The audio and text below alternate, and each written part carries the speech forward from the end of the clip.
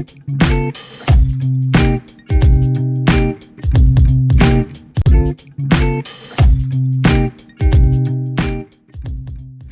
to Chats from the Peak, where God's favorites link up. My name is Lara. And I'm Memi. And this is Chats from the Peak. Welcome, welcome, welcome, welcome.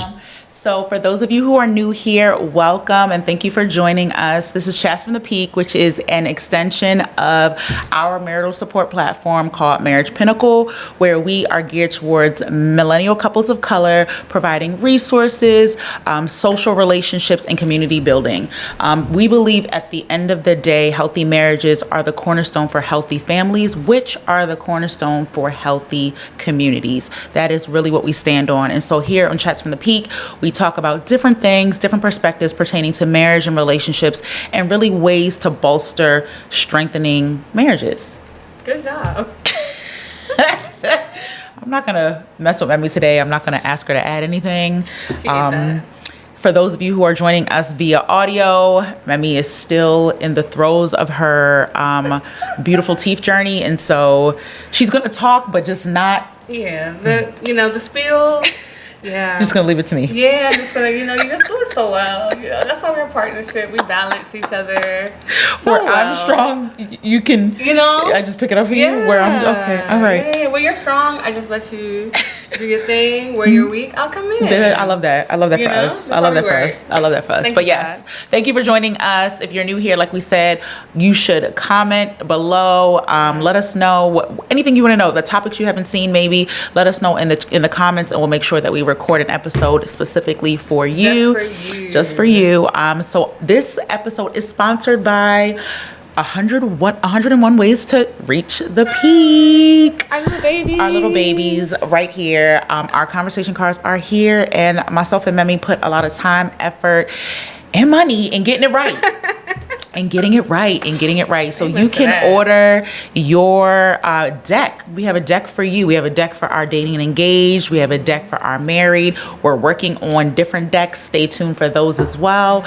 But you can hit the link in the bio. Hit the link in the description, and you can order yours today. And so we have a special episode today, I guess. I feel like all of our episodes are special because we put a lot of thought. We don't want to just be people who just get on a podcast just to be talking. Yeah. So today's episode, we're going to be talking about the 4 Horsemen.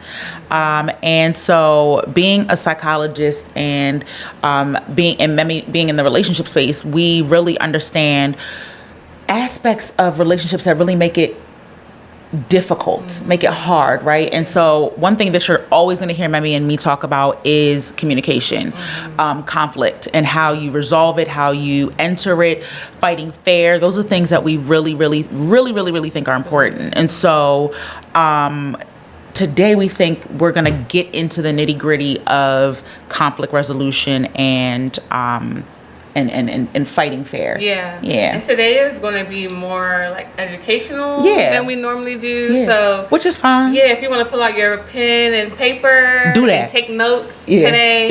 Yes, because a lot of y'all are probably going to feel like we're talking to you. Yeah, which is honestly the goal, right? Yeah, we wanted to connect, we wanted to resonate, right? Mm-hmm. And so for those of you who are new here, myself and Memi, we're both Nigerian American, first generation Nigerian American women. And so at least for me, Memi, in my household, and I feel like even me a little bit, just a tiny bit, I feel like yelling and like I feel you said what? I'm sorry. We know. You know what? That we know that your decibels are. You got range. They have the range. She has the range. Yes. My sister can get loud. I feel like that comes with being a speaker, but I also do feel like I think just the Nigerian blood in us allows us to communicate a little differently, right? And so I feel like that is something, at least going to school and learning about this, I feel like it was something I was just like, oh, that's not normal, or you're not just supposed to turn up or things like that. And so getting the refresher as we're preparing for this episode today, I feel like was really good for us. For sure. Yeah, Lara be at the parties MCing like, oh, I don't need no mic. I'm like, yeah, she really does not need a mic. Can you get to the internet chokehold, So please? as you know, if you are a returning watcher or viewer, yes, our show is typically set up as we introduce ourselves, we introduce our platform, we go into internet chokeholds, which is what is kind of like trending topics. We kind of get into what you're seeing on social media, what we're seeing in our sphere around us, and then our last segment is our relationship gems, and that's kind of where you pull out your pen and pad and take notes, or it's where we kind of talk about our relationship and kind of like try to connect with our viewers. And sometimes we have a listener letter, you know, on the days when you guys are sending them in. Also, if you have questions for us, anything you want us to talk about, or anything just kind of going on, inner turmoil. Ooh, girl. You see why I haven't been talking? If you have inner turmoil and you need us to kind of help you and talk you through on our show, we also have a link in bio on our Instagram where you can drop your questions in anonymously. We're not going to put your name out there. Yeah, for sure. We're not going to stalk your IP address. We do not care. We just want to help. First of all, that's too much effort. I'm definitely not doing that. I'm definitely not doing that. We don't care. Yeah, so what's our internet chokehold for today? So. Oh, Lord. I'm excited. I'm pressed. Big press. Big press. Big press. Big press. So, if y'all know anything about me, y'all know I love dating reality TV. Sure does. I love all of it. All of it. Give me any of them. Give me Love is Blind. Give me The Ultimatum. Give me Love Undercover. Married at First Sight. Indian Matchmaking. Like, literally, I watch all of it. Like, I'm obsessed. The only ones I don't do like The Bachelor. I don't know why. Like, those, I just never been a Bachelorette girl. But all the other ones, sign me up. So, there's this one that just came out called The Never Ever Met. Are you kidding? I mean, can you Sorry. You already want to start watching that? Continue. The Never Ever Met is crazy because it's people that have been dating online for like 10, 11 years and have never met in person. So they meet in person on the show. Oh, Lord. That's scary. So they're not catfishes, They've right? got to be catfishes. They're not catfishes. They're just regular people who had just never had I don't know what it is, but they've been dating for years and they all come and live in the house together. Chaotic. Jesus Christ. So entertaining. But if you've been anywhere near your phone this summer, then you know the talk of the town has been Love Island. Love Island comes out every summer. It's a dating show where they put like all these like hot 20-something couples, and I say hot because, you know, that's the demographic for the most part. So they put them all in the villa and they just make them do crazy stuff like challenges. They send them bombshells. Super, super funny. Lara used to be my Love Island twin. You know, and I had to let it go. She had to let it go. She still makes sure I am up to date. I just keep her, you know, I keep me up to date. Between me and her For You page, we keep her she fed. Keeps me we keep her fed. But, so I'm not missing much. But all in all, I wasn't by myself this season because it seemed like the entire world was watching Love Island US. Yeah. For some reason, I don't know if it was the characters or the clips that kept on going viral, but they had like the biggest. They broke all the Love Island records, US and UK, just because of how big the show was. And the reason why we're bringing this show up today is because there is so much drama on the show. There's so much conflict. But I wanted to point out one couple in particular who did such a class A job in handling conflict. And that is my winners, Serena and Cordell. I love them. The world loves them. The world loves them. Yeah. I've been having to like defend Serena in my friend group this summer, but I'm glad that, you know, the world spoke for us. I didn't have to do too much after that. But I think the biggest moment of the show and why a lot of people tuned in, it was this conflict between Serena and Cordell, because Serena had her walls up, had her guards up with Cordell, and Cordell really liked her from day one. He didn't hold no cards. He was like, I like you, it is what it is.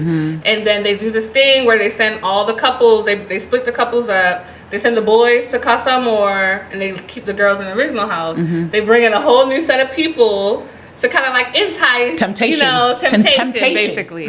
Temptation. So they bring them in to all get tempted and everything. And my poor baby Cordell did not do too well. Oh, boy. They sent the little cougar in there, and she dug her claws right on in him. Trying to get him. And she got him, you know, spoke to his spoke to his ego. Like, I could do this for you. I could do that for you. She ain't doing it right. Dirty macking a little bit. You know, that's my album. I don't like her.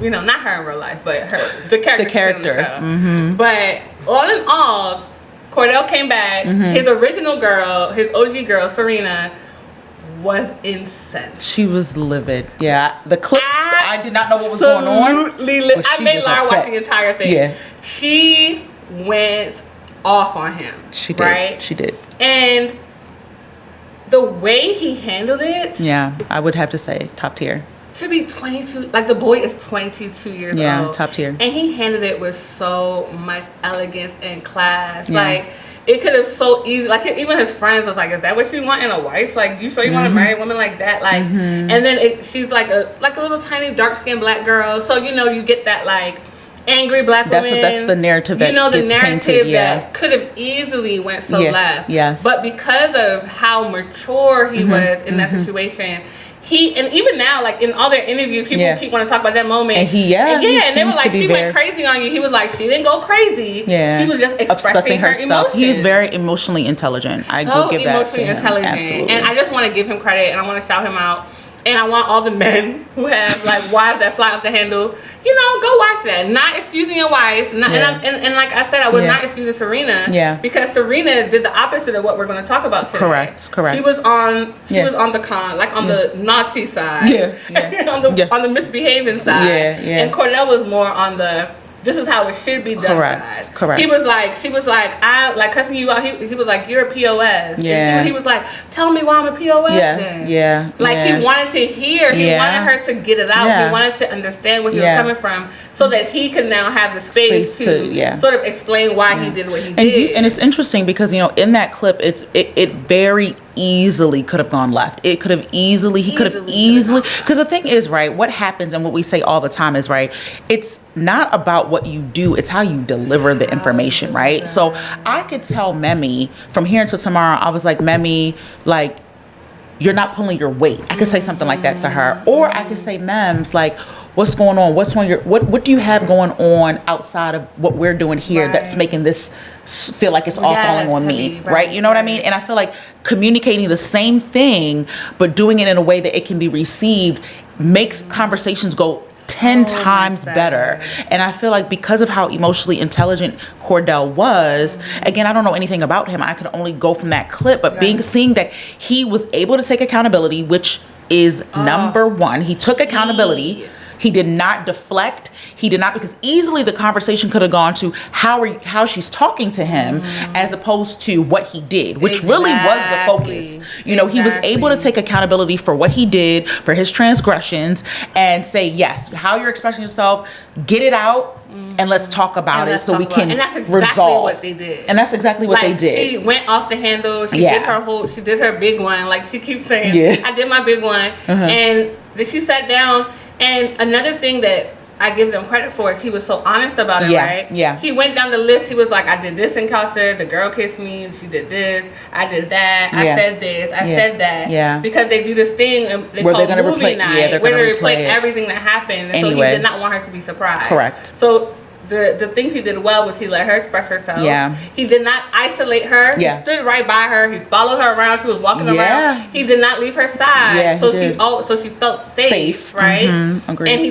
didn't match her energy. Right. And that's a big one. That's a big one. And rightfully so. Because again, like, it doesn't matter how wrong we are in situations. I don't need you to like come down on me super, super hard to tell me how bad of a person I am. Exactly. Because that's what makes me get defensive, right? That's one of the 4 horsemen. Like, you get defensive and then like all things go out the window even when you're in the wrong, right? And so conflict goes about, now it goes from like, you're going low, I'm going even lower. I'm going to the basement. Yeah. You know what I'm saying? Like I'm going just as low as you. And the issue never gets resolved because now it's about what you guys are saying to each other. So I really, I will say that was like, at first when Memi was like, I'm bringing up Love Island, I was like, Memi, girl. She's so over it. Girl. But then when she explained the importance, and I was like, that is something I feel is very relatable, whether you are in the dating stages, whether you're in the engaged stage, whether you're in the married stages. I feel like how we communicate is so important. And like, that is a prime example of like, sometimes one of you needs to just be contained, be cool and calm and collected, because then you're able to have a healthy conversation and resolve the conflict. And then they ended up winning. They winning the whole show. The whole season. And simply because of how that was handled. Right. And all credit to Cordell. And that is because credit to him. They had she forgave him, obviously. She forgave him, And her main reason, like, that she keeps saying why she forgave him is because of the honesty. Yeah, of how honest he was. And because he was persistent and he was honest. Yeah. She was like, the fact that she went to, like, they watched movie night and everything that she saw he already shared with her. Yes. She was like, okay, I can trust him. Yeah. Yeah. I can trust him. That's good. That is how you develop trust. Yeah. And I think another thing that made their kind of experience so like even more platformed was like there was literally another couple that was just like them, had been together since day one. The boy went to casa, acted a fool. He came back and he handled it exactly opposite of how Serena handled it. I didn't show you that part. Okay. But it was this couple named Aaron and Kayla. Aaron came back and he was like, what? Like, what else was I supposed to do? It was casa. Like, I'm sorry. I just did what I had to do. Like, I'm sorry. You know? Yeah. And then she kept finding out more stuff. Like, the girl he was with at casa came back with another guy, which was just weird. It was actually weird. Okay. We're not going to go into Love Island rabbit hole. Please, let's not. DM me if you want to talk more. But yeah, so Aaron came back and he did not tell Kayla everything. So it was literally like Kayla, I just saw an interview where Kayla came home and she was still finding out more stuff that happened in Gotham. Yikes. So it was polar opposite. Yeah. And now they ended up not winning. Yeah. They did not make Final Four, even though they were there since day one. And you know, OG couples typically always make it to the end when they don't mess up. But he didn't, and so it was just kind of like seeing that opposite. Yeah, the opposite, stark opposite. It was like, oh, he did it how it's supposed to. Right. He did it how you're not supposed to. Prime example, yeah. So like, to me, Cordell, Serena, that was a masterclass in conflict resolution. That's good. And again, you know, I know I'm always like, I support women's rights and wrongs, but I did not appreciate, I do for the most part. But and Serena actually said that on the show, and I was like, that is my kind of girl. I'm sure it is. You're like, that's a bit of me. It's a bit of me. But she could have handled that so much better as well, you know? So. Yeah. But I also think, you know, again, I think about, like, we are 30-something-year-olds, right? And so I feel like we've had a bit of practice, right? Because, you know, even when we got married, we didn't have it all together. Even if there's certain things that we might not have done that we have learned over time, like we've learned our partners, we've learned, you know, our husbands, we've learned how to communicate, when to communicate, what to say and what not to say. So I feel like, you know, she's learning. And unfortunately, she's having to learn on a national platform. Yeah, you know, she's 24. She's 24, so I feel like ripping and running at 24. Hello, you know what I'm saying? So like, I feel like in her defense, I feel like she probably is going to take that and know that I can't maneuver that way. And because I have a partner who is able to talk to me in this type of way, like, I also need to match that energy. So I feel like it was just a good learning opportunity for both of them, I think. So Agreed. So I will give you that internet chokehold, because I honestly was like, girl. But yes, I felt like she had enough of Love Island. But I was like, I felt like it was a salient example in conflict resolution. I agree. And I think it really helps us lead. It helps set the stage. Yeah, set the stage. So so like we mentioned, we're going to be talking about the 4 horsemen of the apocalypse in relationships. Not the real apocalypse, y'all. Not the zombies. Not that. We're talking about the 4 horsemen in relationships. And so the 4 horsemen are criticism, defensiveness, stonewalling, and contempt, right? And so we're just going to talk about each of them and then talk about how you might see it, how you might perceive it, right? So the first one is criticism. That's a big one, right? Criticism is a big one. And criticism, as we know, is when someone feels attacked, based on their character or for their character or based on their personality, and you're not really focusing on like the behaviors. Prime example, so Serena, like if we're just using her, I don't want, and we're not going to keep using her because I don't want this to be about her, but like let's just say she was calling him, like you said, a POS. You never do this. You don't amount to, you're never going to amount to anything, blah, blah, blah. So now she's criticizing all of his quote unquote character flaws as opposed to sticking to, you really actually hurt me. Right. You broke my trust. I feel like a second class citizen. I feel like you didn't love me in that moment. You weren't thinking of me. You weren't being considerate of me. So it goes about all of his character flaws as opposed to like the real reason why she's upset. It's like a deflection tactic. Correct. Right? Correct. So like prime example. So an example could be, you and your husband have talked about keeping the bathroom, putting the toilet seat down in the bathroom, right? And he just can't get it right and can't put it down, right? And so you go to, why do you only think about yourself when in the bathroom? You're married now, blah, blah, blah. And you focus on that as opposed to, I feel like I'm not being respected when I go to the bathroom and I sit down and there's water all over my butt because you leave the toilet seat open. So something along those lines. And so obviously that's a very lighthearted example, but there are really like situations in where like you feel like, you know, you always go out and you forget important dates that are significant to us. And I could be yelling and criticizing, you don't care about me, you don't love me, you always think about your friends, all you want to do is hang out with your friends, instead of saying, I feel neglected. I feel neglected because, you know, I feel like you're not thinking about the dates that are important to us. So like and again, I'm a big believer of I statements, right? When you're able to use an I statement, that means you're making it more about how the interaction or experience is making you feel versus what the person did. Because ultimately, if you didn't care, you wouldn't say anything. Like if it didn't bother you, if it didn't affect you, you wouldn't say anything. But it's because it's making you feel sad or hurt or discarded or whatever the case may be that you're having an emotional response to it. AKA Serena had an emotional response. She felt like trust was broken. She felt unloved. She felt disrespected. And that caused her to now express herself in that manner. You know? Yeah. And you bring up I statements, and I think that's one of like my favorite tools that I've learned in my marriage in terms of resolving conflicts.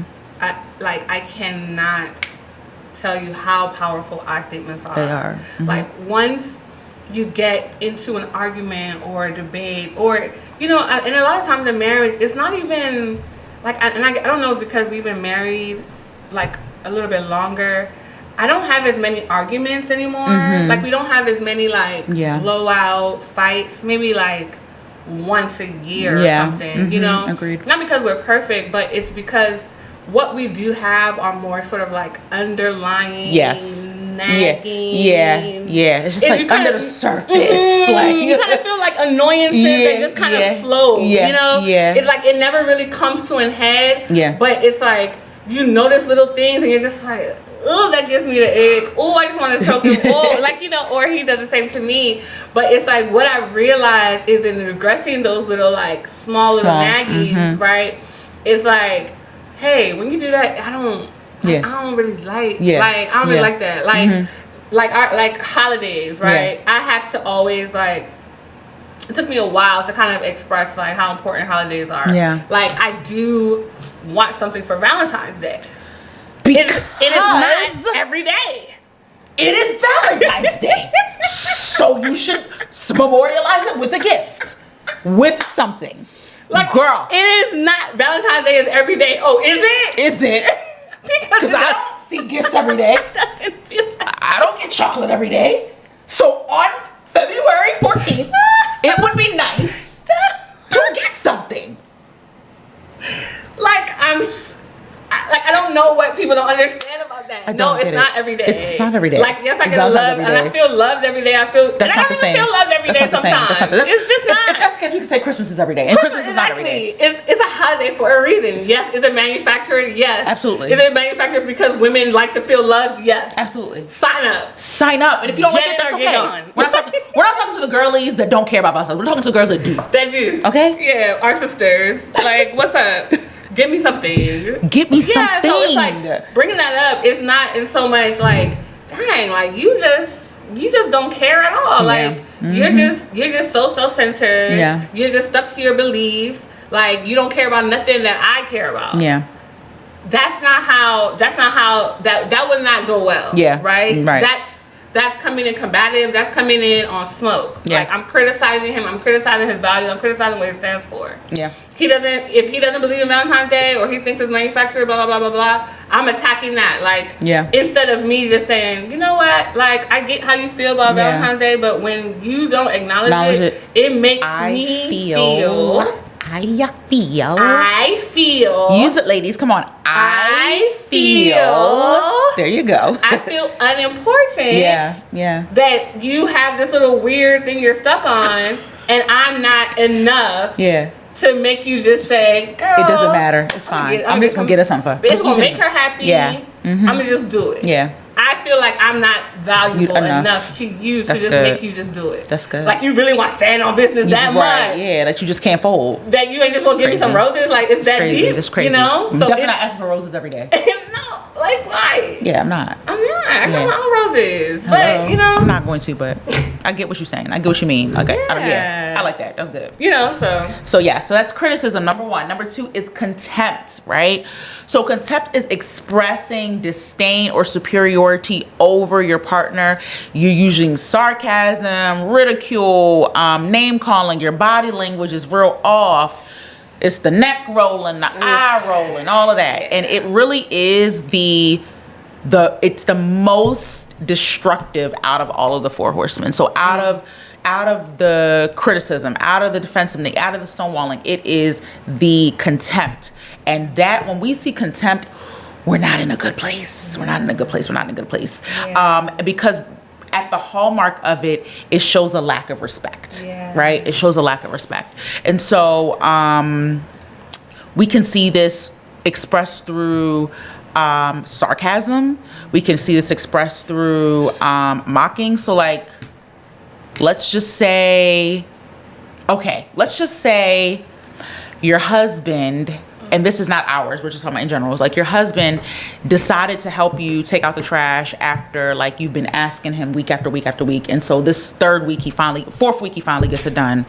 And he's like, oh babe, I took out the trash. Oh, you took out the trash. Good job. Oh, well done. Oh, okay, you want a cookie? Like that. Like that. Oh, okay. So you want a cookie? You want a prize for taking out the trash? Sorry, contempt. Like my eyes are watering. Like it's too much. It's a lot. It's a lot. It's a lot. When you get to contempt, it's not a good place. You're not in a good place because a lot of times you're over it. Yeah. You're over it already, and so the sarcasm is just spewing. Like you're not even. Like you don't care. You don't care. Right. You do not care, and it's scary because when you don't care, it opens up the door for like. It opens up the door. Let me put it that way. It opens up the door, and that could open up the door for a lot of things, right? It can open up the door for disrespect. And when I mean disrespect, that means that now it gets to like the name calling, or it's disrespect where it's like your boundaries are loose. You're looking for things in other places. Let's be honest here, right? When you get to a point where you don't care and you do not respect your partner, then you just don't respect your partner. You don't respect your partner. So that means you don't care what you do. Yeah. That means you could be staying out late. You could, it really just could lead to a lot of different things. And we just had an episode on divorce, that released some weeks ago. And like that is, part of it. When you have contempt, the lack of respect is gone, right? And so again, in that same situation, even though you have told this person, take out the trash, or pick up after yourself, put the toilet seat down, whatever the case may be, you still show respect and appreciation for that person. Nobody's saying like, oh, thank you so much, baby. Like, nobody's saying be fake. Fake, right. Like, we're not saying be fake or force it. Yeah. You know, like, in a perfect world, yes. Like, it'd be nice to show appreciation. Yeah. But it's going to be hard to appreciate something when you feel like this is something that I've complained about and complained about. Like, you're going to have to work your way back up to that appreciation. Yeah. But you could just not say anything. Yeah. But the thing is, you could not say anything, which is true. But the thing is, like, again, positive reinforcement, right? Yeah, it is good. When you reinforce something, it makes somebody more willing and want to do it more, right? If I say, babe, like, thank you so much for that. I really, really appreciate you, coming to this event with me. I appreciate it. My husband, he don't. Yeah. It works a little bit because it's not like he's gonna be like, all right, let me come to every party with you. But what he does, knew I acknowledged it, and so it made him feel good that, like, he made me happy, right? And so that is what we're talking about. So it's like Mamie said, we're not asking you to be fake, right? You don't need to be fake and say, and we don't need you to grit your teeth either. Oh, thank you for doing that. Like, we don't thank you so much. We don't need that either. Yeah. But my thing is, like, you want to reinforce the behavior you want to see more of, right? So if you want to see more of it, babe, thank you so much for that. I really appreciate you getting it right this time. Thank you. That's good. And that goes a long way. It's like a ding in the brain. Like, okay, she likes when I do that. Let me remember to do it again. Yeah. And the thing is, the same way it might be difficult for you to acknowledge it and say thank you, it's going to be difficult for the person to just remember to automatically do it. So it's really all about grace. It is. Yeah. It is. That's really good. So next we have defensiveness, and this is also a big one as well, and I think this is something that we all can relate to. I think everybody can relate to it. You might not have gotten to the stage of contempt. You might do a really good job of not being overcritical, but defense, like, when you get married, what's the saying? Like, getting married is like holding up a mirror to yourself. Yeah. It's like you literally get to see all of the things good and bad about yourself. Your partner going to point them out. Yes. They're going to point them out. And so this one right here. This is my bag. Defensiveness is my bag. So I'm gonna make sure we throw it over to you to make sure you tell us why. This is my bad. But defensiveness really involves it's self-protection, right? You through righteous indignation, and you want to be playing the victim a little bit. It's a way of deflecting. You don't want to really take responsibility for one's actions, and it oftentimes escalates conflicts rather than resolving them. Because again, like we talked about, it's very easy to make the conversation about how someone talking to you. Oh, you're not gonna be talking to me out the side of your neck now. Yeah. Cause now we don't care about the. We don't care about the real reason we were here. It's done. It's off the table now. Who cares about the fact that you came home at 3 a.m. and ain't tell me that you was coming home at 3 a.m. For the fact I'm talking to you crazy. I gave you an out. I gave you an out. That's what I be telling. That's what I tell my. I have family members that are very loud, and. Not yours is yelling, but they're just loud. Okay. When they talk, when they're happy, they're loud. When they're mad, they're loud. When they're just loud. They're just loud. Yeah. So when they're arguing, it's just the loudness is ga ga ga ga ga. So when they have valid points, that's like, oh, you can't be talking to me. Who you talking to me crazy? Who you talking to me? And that's it. And we don't hear like you're hitting points. Like you got valid points. But because you're yelling, you're giving this man an out. You're giving him an out, or her, because again, in my case, I'm talking about a very particular case. Yeah, she's talking about a particular case, but I'm just saying because again, it's the women as well, men as well. Women, but it is women. Memmy, what we're not going to do is, we are going to be fair across the board. That is right. Okay. Across the board. So women, men, everybody can get it. Everybody can be defensive. And like, it's the issue of, and I also this is something that has happened in my marriage as well, where like, I will be expressing something to Tola and like, he might not like what I'm saying, but then he'll flip back what I did. I'm like, hey, but you ain't tell me that when that came up. Right. Don't use this opportunity. You know what it took to get that out of my marriage? Don't use this fasting and prayer to get that out of my marriage. Like what? Don't use this opportunity to now voice all of my transgressions because you decided you wanted to hold them to the chest, Right. and now you want to do a reverse. Like, it's crazy that you're bringing that up. Because when you did this last week, I didn't say nothing. You trying to hit me with the reverse draw 4? No.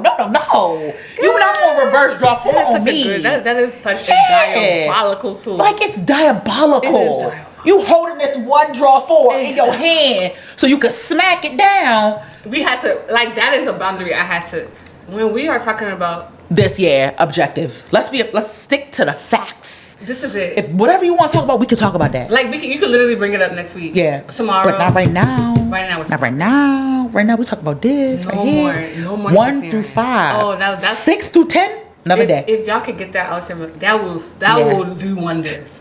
It's true. That will do wonders. It's true. No, it's true. It's true. No, because we're talking about conflict resolution. Yeah. But the hardest thing about conflict resolution is resolving the actual conflict at hand. Like, everything, like, you get thrown on so many, like the 4 horsemen. Yeah. All they do is pull you away from the point. Points. Yeah. Like, we're here to talk about the price of tea in China. Why are we talking about everything else? Everything because you've not defended it. Yeah. You've not criticized the way I look. Yeah. You don't respect me. You don't call me all names under the sun. Yeah. You talking to me crazy. So the price, I still don't know it. I still have no idea. I don't know how much tea costs in China. I don't know. I do not know. Completely derailed. Yeah, exactly. And that is why you have those conversations, those conflicts that never stop and over. They never stop in your marriage because you have never sat and addressed that because you have now watered it down, deflected it. Yes, everything. You've not added more on top because now next time you bring that argument up, it's going to trigger him. Yeah. And the last time he brought it up, you now call him broke, ugly, fat, disgusting.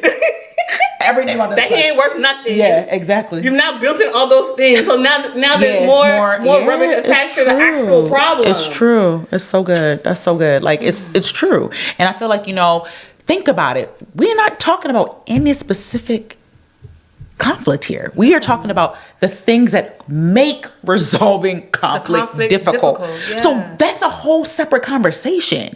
Like if we can't peel these 4 things out and get to the actual root, you're never going to be able to resolve conflict ever. Wow, this would be an amazing course. Don't tell people what we're doing, girl. Relax. Don't tell them. Don't tell them what Stay locked in. Stay locked in. Stay tuned in. No, stay tuned in. Not too much on us. So again, when we, and I feel like we've kind of belabored this one, but defensiveness, right? You gotta keep it to the facts, right? You gotta keep it to the facts and like, what am I taking responsibility for? Again, the I statements, going back to that. Like, I feel this way. Acknowledge what role you played in this conflict. Take accountability. Women, we need to take accountability. Yes, I'm talking to us. What did you say? Sorry. We need to take account. It's very difficult for us. It's one of the words we never learned how to spell. We hardly know how to say it, so it's foreign to us, but we need to take accountability. We need to take accountability, guys. Okay? And last but not least is stonewalling. So this one, I think people do it, but they don't even realize they're doing it. So stonewalling is when you withdraw from the conversation. You shut down, you don't even want to engage, right? And this is like that checked out stage, right? Where it happens when you're overwhelmed, but then it's starting to lead to like, it's like it can lead to feelings of abandonment. Your partner can feel like, dang, you don't even want to like we can't even talk about it because you are just checked out. You're like, nah, not today.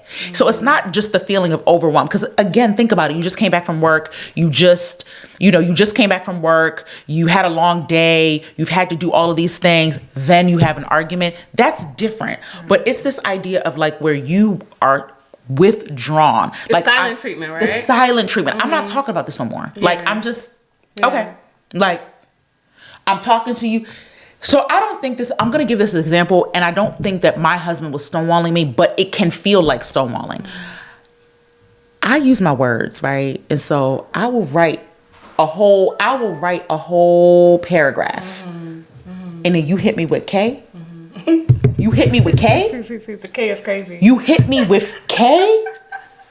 That's not necessarily stonewalling, But like, if that's overall, like if I keep on getting that, if I keep getting that over and over and over again, and I don't get anything back when I'm trying to have a healthy conversation, that can feel like the silent treatment. Yeah. That can feel like he's disengaged from what I'm trying to say. You know what I'm saying? So I feel like in instances like that, you know, we have to be very, very careful. Like, and again, I think in a situation like that where like I do write a paragraph and maybe you're not ready to have that conversation, it needs to come with, babe, right now I'm overwhelmed and I can't have this conversation. Yeah.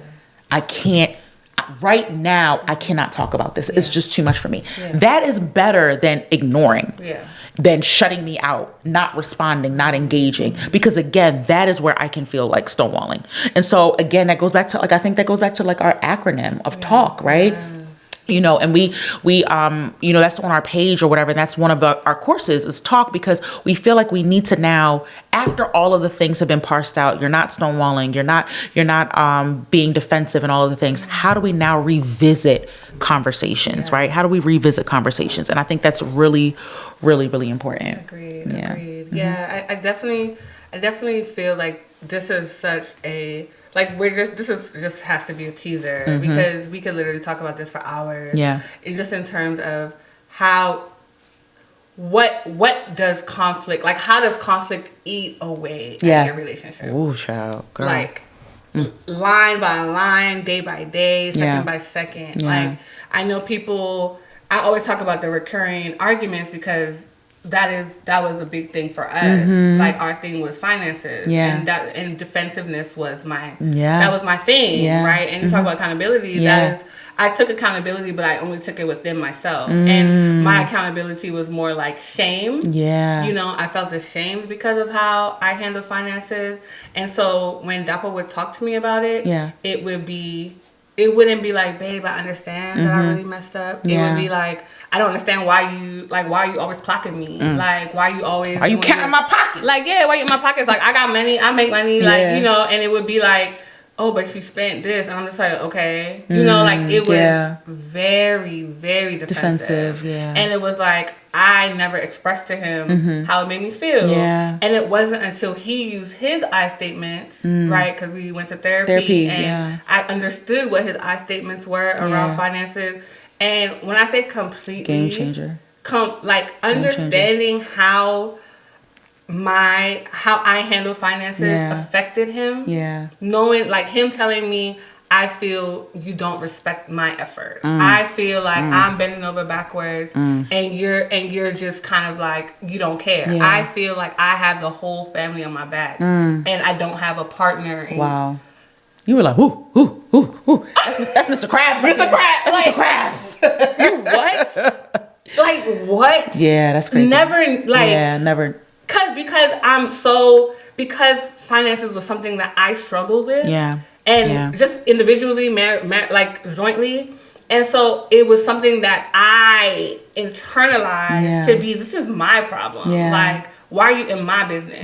I know it's affecting you, but I'm gonna deal with it. I'm gonna handle it. I'm gonna fix it. You know, and it wasn't until hearing how that made him feel, I was like, oh, okay. You need to fix that. Yeah, I need to get on that. Yeah, I need to fix that. Yeah, that's and so completely changed like how we even talk about it now. It's like it's still, you know, we're still not perfect. We're still working on it, but it's still kind of like night and day. Finance meeting, absolutely. All right, sure. What's up? What we talking about? Where we at? Well, all the money, take it. Take all of it. Take all of it. Just get it. Just handle it. Just you know, because I never wanted him to feel like that. Yeah. And I think that's why I statements are so important, because and why I think they're such a gem for conflict resolution, because I'm married with someone that I love. I care about him deeply and he cares about me deeply.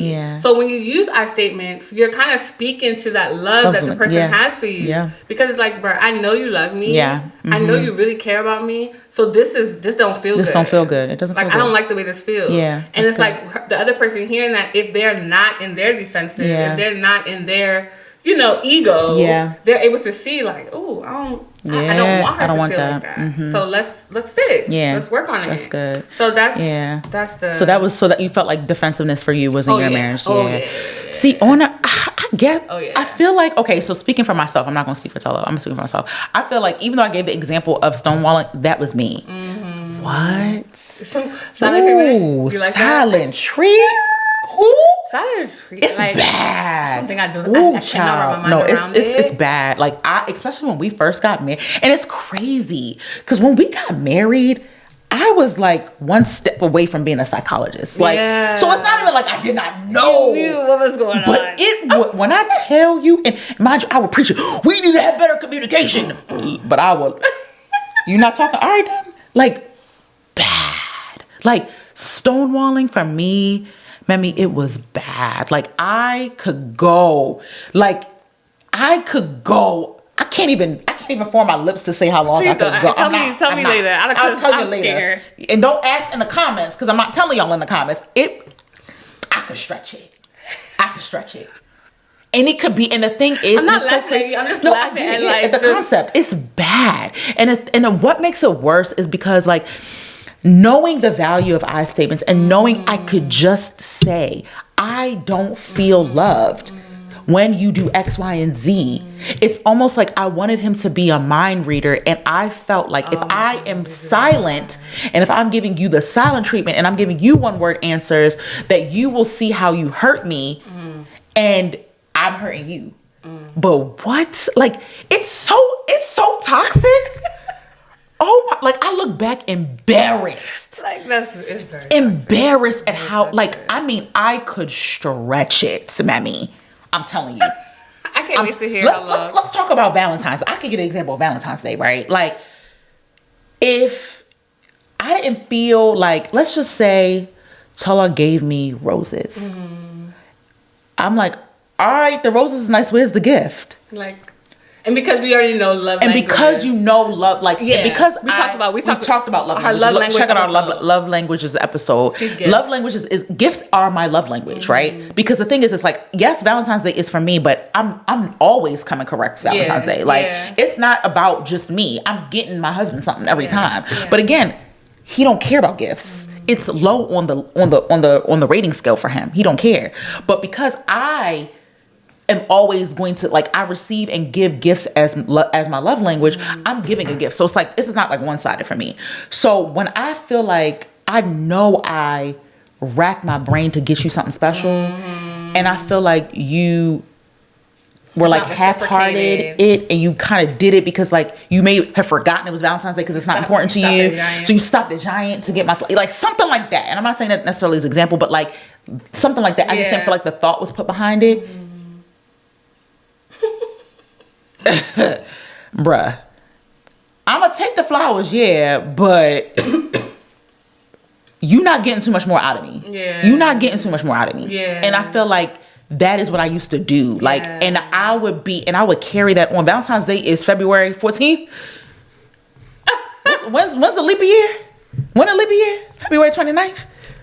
Oh, all right. I'm just saying, we could push it to March. I'm saying, we could push it to March. And mind you, I'm cooking, I'm cleaning, I'm doing all the things, but I'm giving you one word answers. You know what I mean? And like, you're not getting no energy from me. I'm disengaged. You know what I mean? And so I felt like that was what I was doing earlier on in our marriage.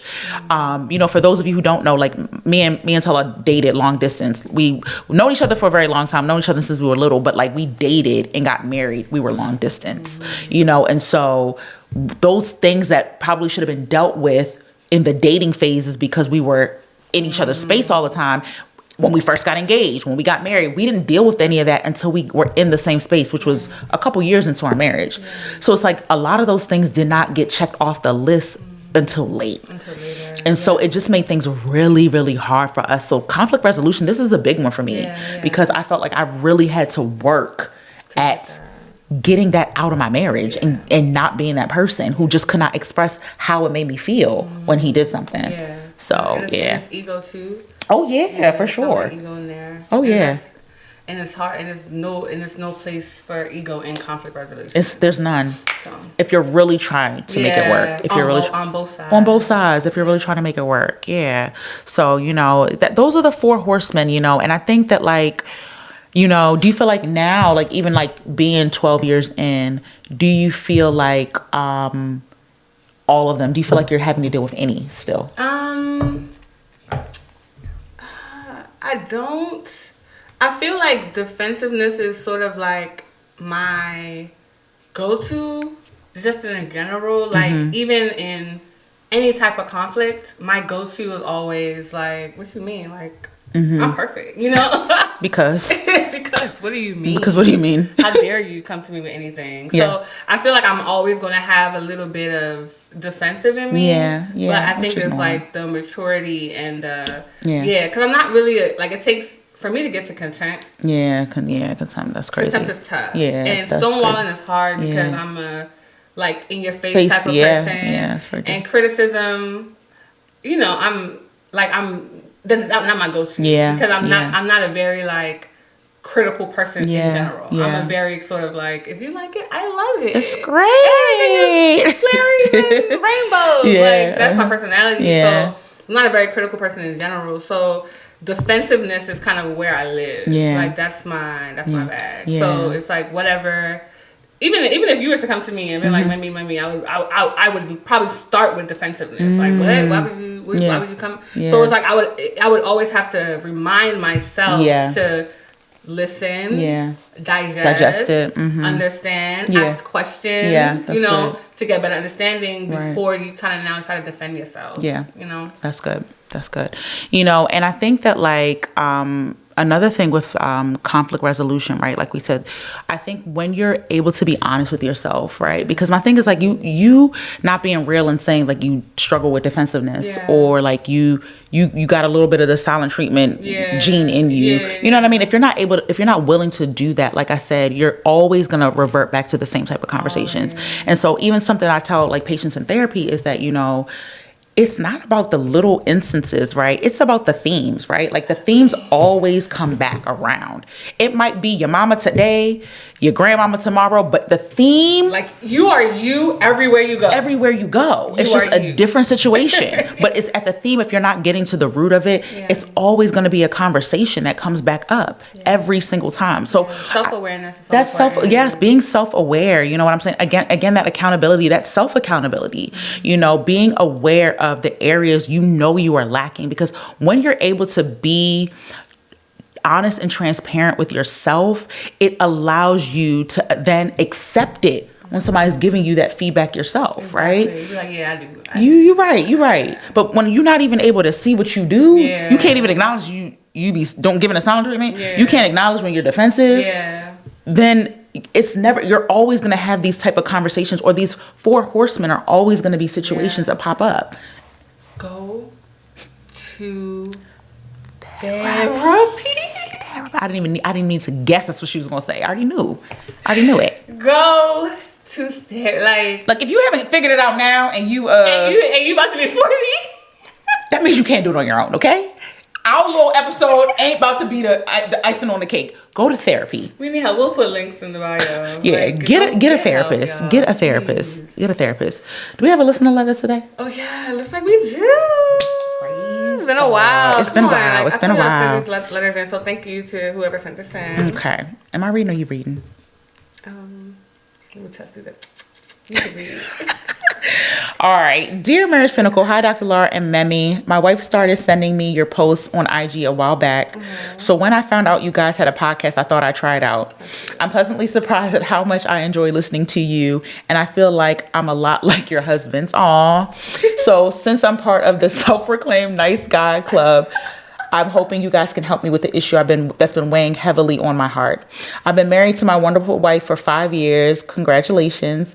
I love that girl with all my heart, but we've been going through it and it's causing a lot of stress in our marriage. We're both members of a small local church in our community. Our faith has always been an important part of our lives. In the past year or so, my wife has become increasingly critical of my involvement or to her lack of involvement in the community. She says, I don't get involved as much as other husbands. She doesn't like I prioritize our church. And a lot of times she says this in front of people, which also makes me look bad. I get where she's coming from. Well, I try to. She values our community, so I want to be supportive, but the constant criticism is really getting to me. It feels like no matter what I do, it's never enough. I try to be a provider, make sure my family doesn't want for anything, and so I am trying to balance everything as best as possible. When I do get some free time, I want to spend it with her and our family, but it feels like even those moments are overshadowed by her disappointment in me. I'm not the best with words, but I have tried to talk to her about how she comes at me, but it often leads to more arguments. She says I get defensive and I'm not listening to what she's saying. I feel stuck in this cycle of criticism and defensiveness, and it's starting to take a toll on our relationship. I don't want her to feel like I'm failing our community, but I also need to find a way to communicate and resolve this without feeling constantly attacked. How can I help her understand where I'm coming from without dismissing her feelings? How do I find a balance? Thank you for your time and advice you're offering. Sincerely, man of God searching for answers. This is so relatable. Oh, is it? A little bit. Not word for word, but it is a little relatable. Just in that, when we first got married, remember, I shared that, Tella and I were long distance. And, so just naturally, I thought when we finally started living together, it just would be this healthy integration of like my friends, his people, and like we would just, I felt like we just naturally would just all, because it's important to us, that it would naturally like just gel. And I think that she said, our faith has been an important part of our life. So that's something that's been both important to them, that it sounds like she just felt like, she just wants him to be more, in the mix, right? And I also can relate just in the fact that like it sounds like you're like number one a nice guy, but then also feels like you are carrying or managing a lot on his plate, right? And I can see that in my husband where he just has so many things on his plate. It's just like this is one more thing, So what advice do you have for our man of God? I kind of feel for him, which is a lot. I don't typically feel for men. But I feel for nice guys. I love nice guys. So my heart goes out to you and her. I don't know. This is kind of a tough one because my gut reaction is tell wifey to kind of calm down. So why can't you say that? I don't know, because I'm hearing his side. So it's kind of like I'm trying to give him advice, right. So I say I can't speak to her. But if she's listening, sister, relax. Take it easy on him. Like not too much on my guy. Not too much on man of God searching for answers. I feel like 5 years, it may feel like a very long time, but 5 years is kind of like you're just kind of hitting your stride, I would say. Yeah. You're kind of just finding your groove. And it says that you guys have been members and you guys are both believers, so I think that's great. It's not that you're like one unequally yoked yeah. or not going to the same church or anything like that. You're just not as involved as other husbands. Yeah. And that to me was like red flag. Yeah, because that comparison. When you say as other husbands, that's always going to be sort of like a negative feeling, right? Like nobody wants to be compared. I don't want my husband comparing me to nobody else's wife. Like so I feel like I can kind of empathize with you on that. Like that's not a good feeling, and your wife should not be comparing you to other husbands. And it sounds like you're doing what you need to do. And I would say if you feel like you are being, I want you, man of God, to kind of take a step back, right? And ask yourself, like, okay, right now I go to church once a week and I come home, right? And that's it. That's all I do. Could you do more? Do other opportunities, the bandwidth to do more? Do you have the mental space to say, I'll go to Bible study, or I'll come once a month to community service Saturdays? Like, do you have that? Like, if you have the space to offer just one more thing to what your wife is asking, I would say make that attempt. Mm-hmm. If you feel like you are at your absolute maximum, mm-hmm. and the most you can do is maybe once every 6 months, mm-hmm. you need to just communicate with you mm-hmm. need to be able to communicate that with her. Yeah.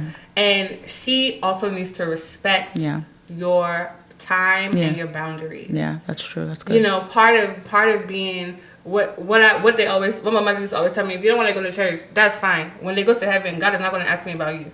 Like, it's facts. Very it's an individual journey. Yeah. Journey. Yeah. Your relationship with God and your community is your relationship with God and your community. And her relationship with God and her community and her church and her community is her relationship. Yeah. Yes, you guys are married and two becomes one. That is true, but you are still individuals. Yeah, agreed. Inside the unit. Yeah. So, I don't know. I feel like I feel like she could give you a little bit more grace. Yeah. From your perspective, I feel like she could give you more grace. Okay, so some things that I noticed was the fact that she says that you get defensive and you're not listening, right? So you already acknowledge that you're not the best with your words. So you've said that. You come out and said, I'm not the best with my words. I've tried to talk to her about how she comes at me, right? So these are your words, right? So that means, at least that tells me that, like, it sounds like it does sound like you could be defensive, right? Because if you're focusing on how she's coming at you versus how you're receiving what she's saying. Go watch that clip with Serena and Cordell. Man of God, you may not want to, but if you type in Serena and Cordell, fight on the dock. Yeah. Fight. You may find the clip and see that specific thing and only that thing, because there's nothing else that you probably want to watch on there. However, I do believe that based on what you said, or at least based on what you wrote, that could be the defensiveness, right? And so, and the thing is, no one's saying that you're not entitled to feel that way, right? But it really puts up a wall on what you're trying to communicate, right? Because what it sounds like you're just trying to communicate is that you do want to find a healthy balance with her. But when you say, oh, you always come at me, oh, you're always nagging, oh, you're always this, that cannot be received. The message that you're trying to get relayed cannot be received. And so again, we kind of drilled it and tried to hone in on it, the use of I statements, right? So like, I feel unappreciated when you compare me to other people, because again, it sounds like you are managing a lot of different things, but being able to communicate how you feel to her may be what she needs to kind of give you, like Memi said, some grace. Yeah. Because sometimes you just don't have the capacity. You don't have the bandwidth to add one more thing, right? And the importance of your relationship with God. And it's not always about being at every event. Yeah. That does not doesn't determine your relationship, but for the sake of wanting to feel like more of a community, wanting to feel more apart, is there a meeting of the middle that you and your wife can come to in a way where you are able to get your point across? Right. Go ahead, ma'am. Go for it. And I was just going to say, and also we also talk about values. Yeah. I think in one of our other episodes, somewhere on our page, we talk about like the alignment of values. Alignment of values. Right? Yeah. Like, is community as important to you as it is to her? That's good. Right? That's really good. Something that maybe you guys need to talk about. Yeah. Agreed. So, so we also, you mentioned that you don't want to dismiss her feelings, right? So again, when you use I statements, it's about how you feel, right? But then I also think that you should give her, in the same token that you're giving her statements about how you feel, you should allow her, without judgment, without interruptions, actively listening to her, hear how she feels. Because again, she could say, I feel alone when I have to go to all of these events by myself, right? And so like Memi said, you may not be able to commit to every week or every month, but you can say, okay, babe, I might not be able to do this, but I am willing to go to these 3 important events that the church is having and support you in that effort. Yeah. And then compromise, because that's the name of the game as well. Each person is not going to get everything that they want. This whole episode should actually just take marriage. Yeah, you don't need to You don't need to get your way to feel like you've been heard, but there needs to be a meeting in the middle where both of you are getting some of what you want, and being able to compromise, I think, is where you can meet in the middle. So that is what we can offer. We hope that helps a little bit. If you need more, you feel free to fill out the link in bio and ask for some. If you have follow-up questions, you can get to it. But I think, at the end of the day, we want to make sure that you guys are highlighting the 4 horsemen. Yeah. So defensiveness, contempt, stonewalling, and criticism. Mm-hmm. Take stock of where you might fall when it comes to these 4 horsemen, right? Recognize, evaluate, assess. Do I possess any of these 4 horsemen? Mm-hmm. And then what are the active steps I need to do to make alternatives, to make healthy alternatives for each one? Yeah. Anything for you, Mems? No, I think that was great. Mm-hmm. I think recognizing, like Laura said, mm-hmm. recognizing and acknowledging, being self-aware, and trying to pinpoint. Like, next time you have a fight, just think about it like, okay, did I do any of those 4 things? Because I can guarantee you did. Yeah. And if you notice that you're having this fight and you can't seem to get to the bottom of it, it's likely down to one of these. It falls in one of these buckets. So trying to be self-aware, trying to do sort of like an analysis on what's going on, and just kind of see what you can do, what you can change. Absolutely. So lastly, for those of you who stonewall, we want you to be more engaging. Yep. For those of you who are defensive, we want you to take more responsibility. Mm-hmm. For those of you who are overcritical, we want you to provide respectful and constructive feedback. And then for those of you who are, did I say all of them? No, you said contempt. For those of you who are contempt, we want you to incorporate a little bit more respect. Mm-hmm. So that's what we want to leave you with for this episode. Again, if you're rocking with us to the end of the episode, please turn that notification bell on, hit subscribe, drop a comment, let us know what you thought about the episode, areas that you need to work on, and make sure you stay tuned for another episode of Chats from the Peak.